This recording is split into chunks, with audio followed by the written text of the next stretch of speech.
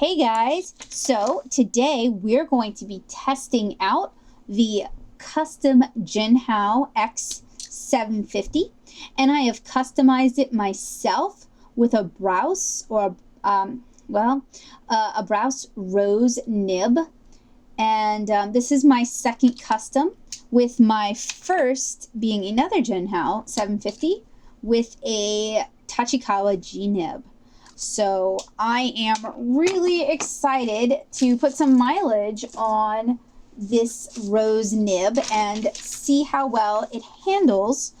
I've already done a bit of a tutorial and demonstration video with it, and it seems like the rose is extremely flexible, even more so than the Tachikawa, but it's very prone to railroading. So I'm going to have a scrap piece of paper here beside me as, you know, a place for me to scribble and scratch and get the pen working again, rather than doing that over here on the illustration. And this is filled with carbon black ink, platinum carbon black ink, which is waterproof. So I actually just saw something that I need to correct, but I am going to go ahead and work on this and give you guys my comments. So I need to give credit where credit was due. It was my dear friend Heidi Black who introduced me to using fountain pens as an art tool. I'd been a little bit curious, but I really didn't want to invest a lot of money in something that I was just not familiar with. And she was kind enough to walk me through it. And if you're interested, you guys can check that video out on my channel as well.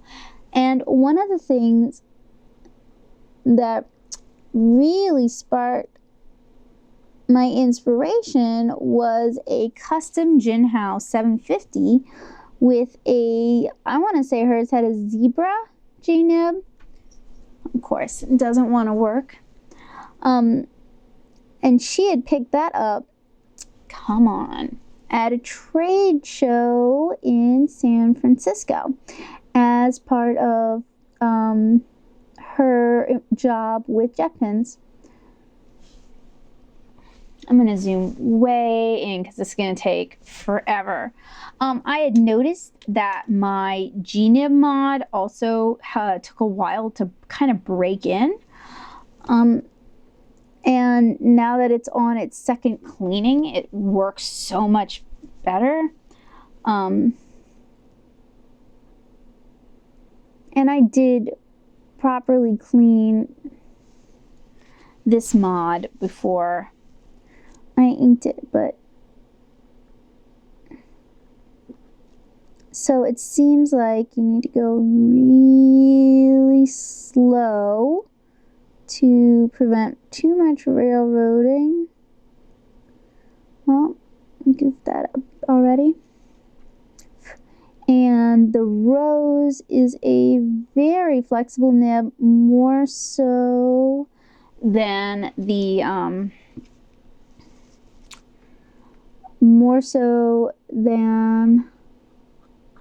just gonna fill that in, the G-nib. Sorry, it's hard for me to think in ink, and I usually pull my breaths when I'm inking, but I know some of you guys are going to be interested in hearing my thoughts. And I haven't quite done my due diligence, I must admit. I got the idea to use a rose nib from someone else who had modified a Jinhao to take a different Brause nib. I'm not really sure how to pronounce that one. And I had recently, or semi-recently, picked up a rose nib from Paper and Ink Arts. So I thought that might be nice. I have a feeling this mod is going to be great for people who do modern calligraphy and not necessarily such a good mod for artists. It's okay. Somebody has to figure it out, and it only cost me like $6. So Jinhao is a Chinese fountain pen brand, and not all fountain pens are sized the same, but Jinhao x750s happen to be the same size as, you know, many dip pen nibs, including this Rose. And I did have to do some modification. I probably will have to continue to do some modification. I have a feeling I need to push that feed way up into those tines. But like I said, this is a problem that my Tachikawa also had. This thing was working really well in the demonstration video too. I mean, if you're an artist who doesn't mind drawing slow and likes big bouncy lines, and see, that's the problem. I can do one or the other, but not both.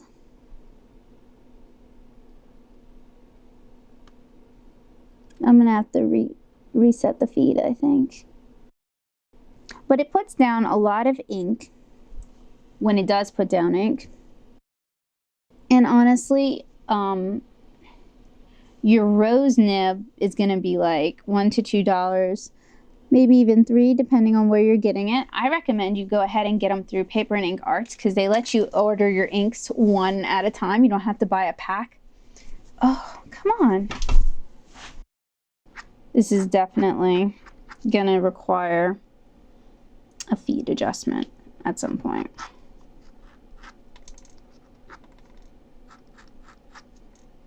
If I write with it backwards, it works. So, watch, I'll show you guys. So this is backwards. This is not how you hold it. And get a nice hairline.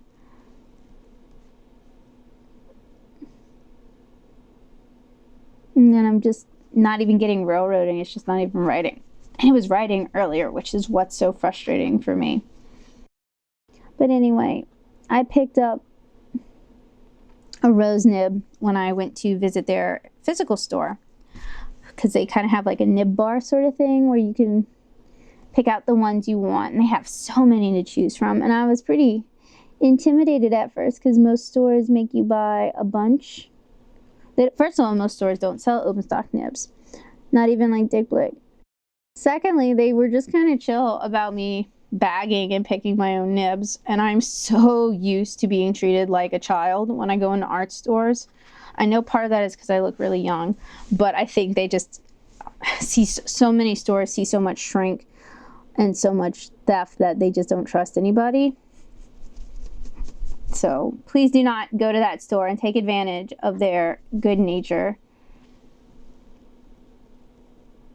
But please do go to that store. Oh, come on.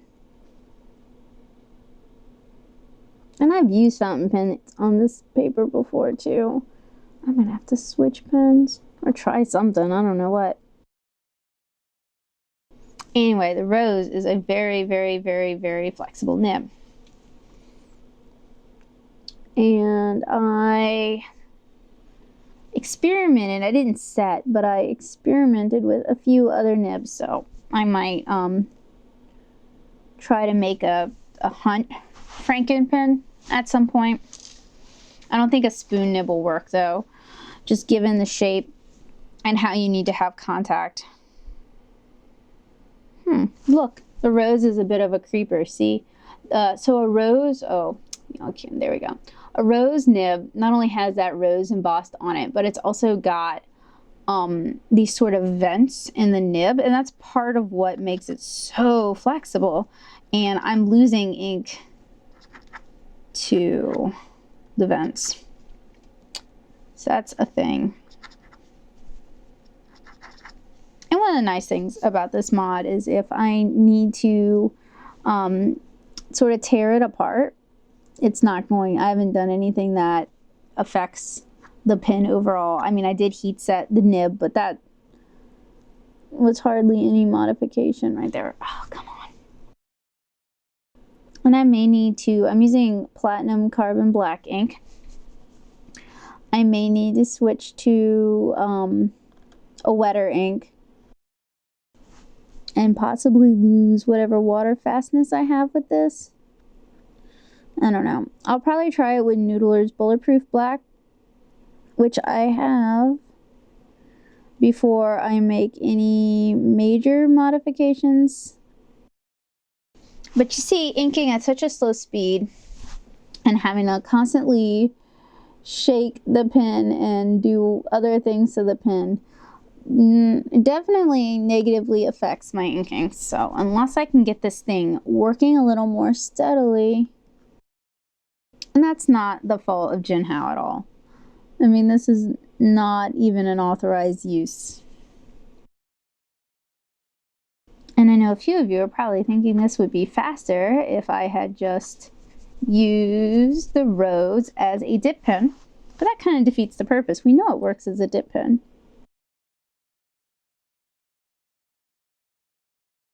But if any of you calligraphers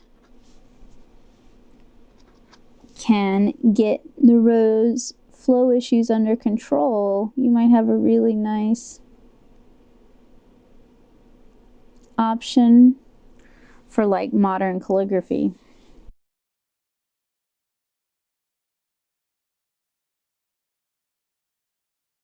So tempted to use this the way some of the sailor music nibs have like a little reservoir on the front and are meant to be used either as dip pens or as fountain pens. I'm so tempted to just use this as a dip pen for the rest of this video until I can figure out these flow issues. I guess I will do that.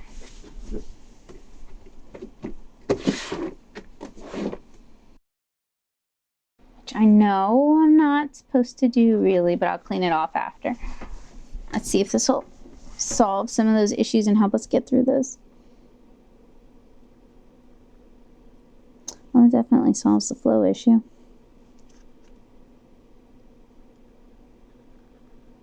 Man, I really kind of hate. So I'm using the a Holbein. Ugh, super gross. I'm using a Holbein watercolor sketchbook, and the spirals on the side just always getting in my way. So what I'm gonna do is I'm gonna change my plan. And for those of you wondering, using it as a dip pen is working a lot better. Okay, so I'm going to fill her hair in, which I wasn't going to do, but some of these things are just unforgivable mistakes anyway. And I'm using the same ink I filled the pen with, and I'm going to clean the pen off after I finish doing this. Like I said, this is mostly until I can figure out my fill issues, or the pen sort of, the gremlins in the pen sort of work themselves out. See, it seems to be working a little bit better, even on its own. Like I should have run out of a dip by now, and it seems to be working much better. So I really think it's going to be down to flow issues or fitting the feed better onto, fitting the nib onto the feed better, which will require reheat setting it, which is fine. I just wish I hadn't inked it, because it's going to be a mess. Of course, now you're not going to work.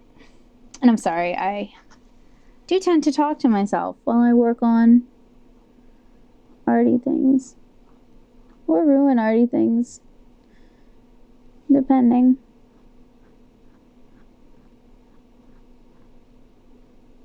Okay, so when I use it as a dip pen, it puts down a lot of ink. You know, like a dip pen would.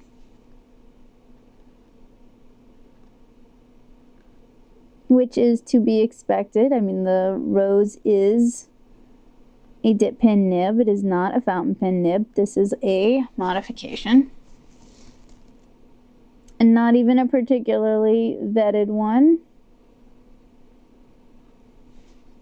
But how do we learn things if we don't try new things?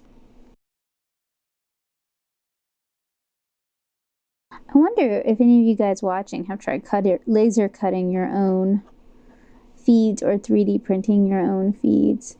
I was just thinking about how if I had wider fins on the feed, it would probably cure the flow issues. But, you know, with plastic, you don't want to carve it,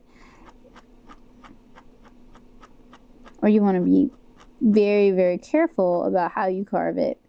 And that a laser is the best way to do that. And then I was thinking about laser cutting a feed, and then it was like, well, what if somebody just did that from the start? I have a feeling this is going to nip right through the paper. That's good. I mean, finding that out is good because I am basically field testing this notebook right now, although I haven't actually done any watercolor in it, despite it being a watercolor notebook. So things are meant to be used, and this is how we find out flaws, is by trying things. And I seem to always be off camera, so I gotta pull out some. Unfortunately, my platinum ink has a bit of a catch to it. And so it's got like a cup on the inside to help you fill your fountain pen. And it's helping me not over dip. Yeah, I may have just not been forceful enough. When heat setting this one, I was much more forceful with the G-nib. The G-nib needed it more. This one doesn't have as much of a curve as a G-nib does. And you don't want to dip past the metal band on here if you are having to use this as a dip pen. And it's not going to be as light or as delicate as I'd hope, but you know, at least we will have field tested this Frankenpen.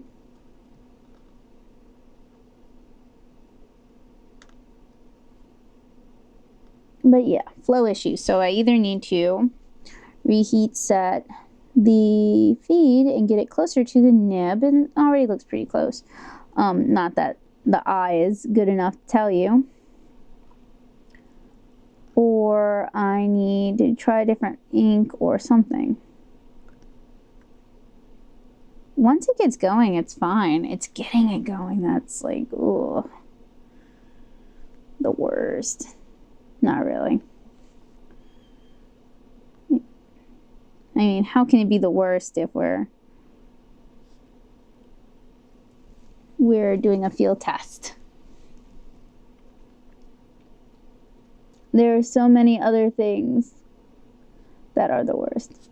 But for someone who's impatient like me, it's kind of painful. I won't lie. It's like I knew where it was working earlier. It was working quite well earlier, and I was very pleased with it. And then it kind of dried up, and now it seems to be working okay again. And maybe it's because the barrel finally warmed up to my hand, and so the ink's flowing a little bit better. That was something I noticed with the Jinhao G-nib mod I did. So that's the thing about being a nerd, is I always want to know. Then it does that again, where it's like, I forget how to draw.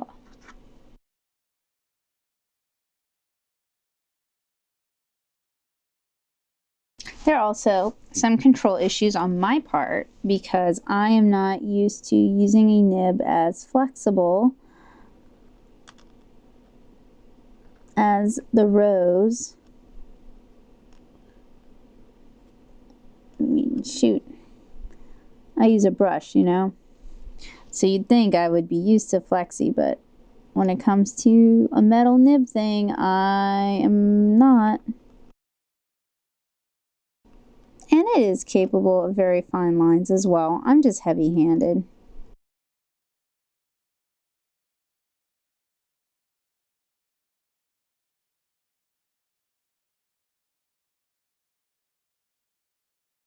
I like how I want to just I like how when I decide to embellish it, to go outside what I'd already drawn and add some other things, it just ends up looking worse.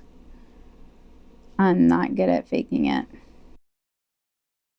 That said, I am okay at fixing my own screw-ups if I decide to stick around long enough to fix them. If I don't just decide it's time to move on. Okay, so that arm is like super blobby. But that's all on me, I think. And if I decide to paint that, what I would do is I would paint it first and then add a white highlight of gouache on top of it to kind of hide that I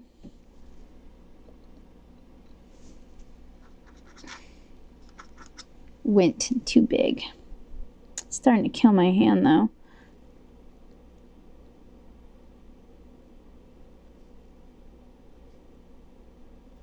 You would think large pins would be more comfortable, but I really find the Noodler's Flex to be about the right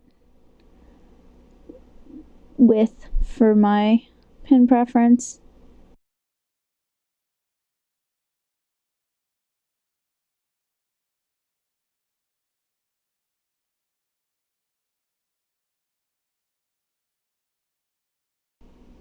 And there are also a couple of companies that will make dip pens with a feed, and you can also get something called an ink cage, again at Paper and Ink Arts, and it's sort of like a spring that you put inside your nib and it holds ink, so you have a larger reservoir. And of course, I'm fascinated by these problems no one really actually thinks of so much as a problem. Oh, awesome. Well, you guys can see that. So how do we fix that? Let's work on that. So we can take a little piece of paper towel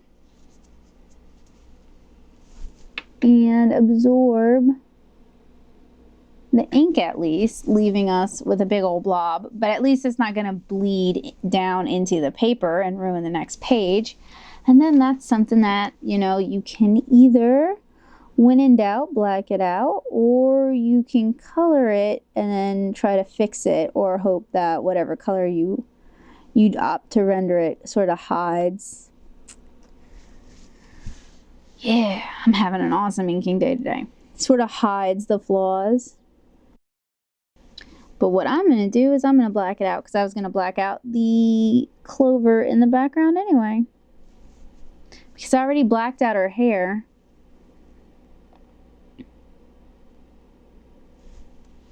But I recommend, if you're not going to paint, if you're going to just leave it black and white, let it dry for 24 hours, then erase it, and then do your corrections.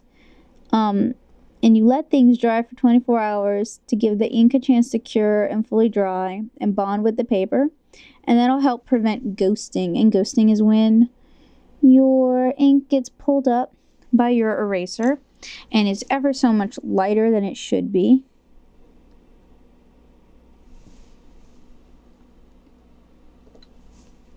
And if you're going to watercolor it, I recommend you do the 24-hour thing too. This would never be a good field sketching mod, because it is just so slow. I mean, you get some interesting marks with it, but it just... Come on, it just dipped you. Flower. I mean, that clover really doesn't want to be inked.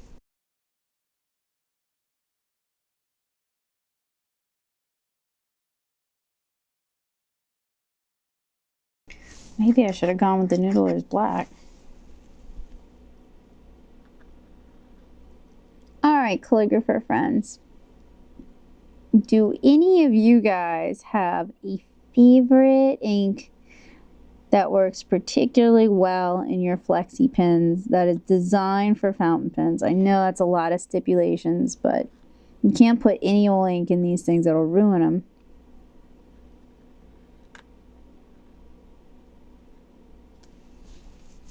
And I ask you guys, because you guys are the ones who really like to pull line variation. Or hey, do you have a favorite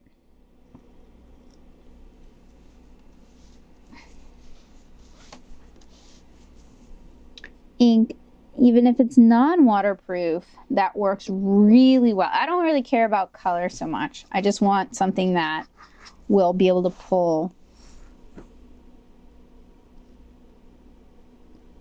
those sort of line weights without railroading or just giving up on me. I'm currently using, oh wow, I over dipped there. I'm really gonna have to clean this poor pen. I'm currently using platinum carbon black ink, which is waterproof, but it's pigment based, so it means I need to use my pens regularly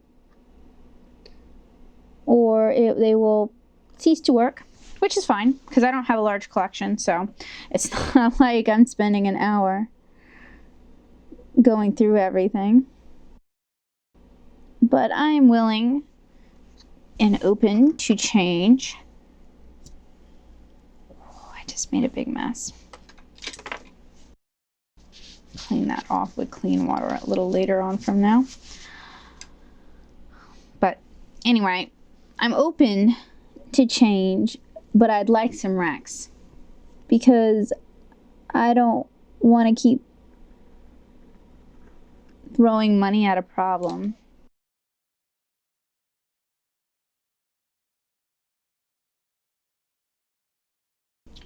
Oh, it's kind of cute. Maybe it'll be cuter once I paint over it with maybe a very limited palette, maybe even just the shamrocks. But anyway, that is my Jinhao x750 mod with a Brause Rose nib, or maybe it's Brause.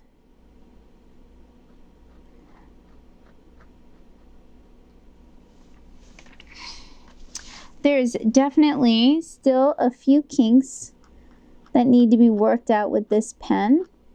Currently, it really works best if I'm using it as a dip pen, which defeats the purpose of having it as a fountain pen mod. Could have just left the nib as a dip pen nib, and that would have worked just fine.